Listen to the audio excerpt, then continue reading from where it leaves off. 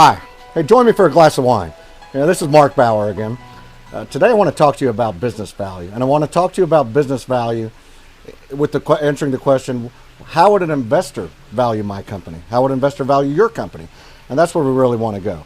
So there are three components in your company's business value. There's the profit, obviously. How much profit is your company returning? In the financial world, profit is called EBITDA. And it's an acronym, EBITDA, an acronym that means earnings before interest, taxes, depreciation, and amortization. Complicated term, but just basically means what's my profit.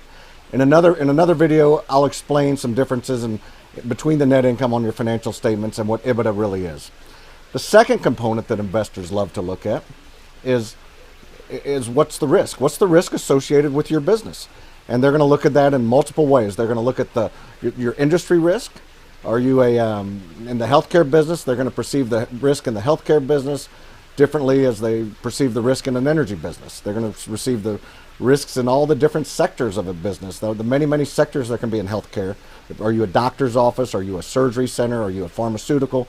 They all are perceived at different levels of risk, and therefore companies are valued at different multiples in essence because of their perceived risk. The second component of risk is how well are you organized as a company? What sort of risks do you present when somebody looks at your company?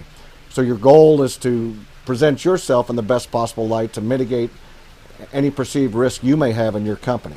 And again, in a future video, we'll talk about multiples. We'll talk about where you can get a sense of how someone would look at your risk.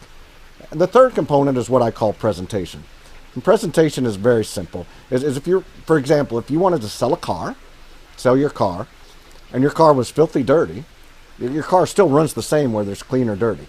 But if you take your car and clean it up and get it waxed and make it look brand new, number one, that's going to bring you a higher value.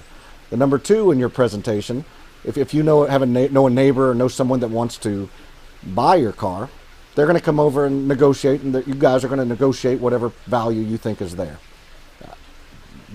What we like to do is we like to clean you up, make sure that your car has a good wax job on it, and then we like to present you to 100 buyers or 200 buyers. We want people lining up to spend time with you and to sort of fight over you. That's the way that things should work. So again, what I want to point out is there's only three simple components of how a company would look at your value. And the first one is your profit. The second one is how risky do they perceive both you and your industry. And the third one is how you present yourself. And what I would tell you most in presentation and why these are important is because there really is there's no Kelley Blue Book value on a business. There's no paper you can take to someone and say, this is how I'm valued.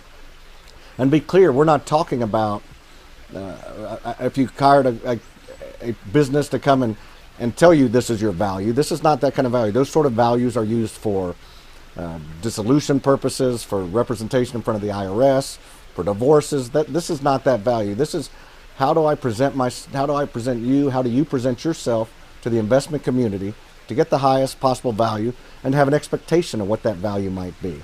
So what we're talking about is the value that an outside investor would see in you.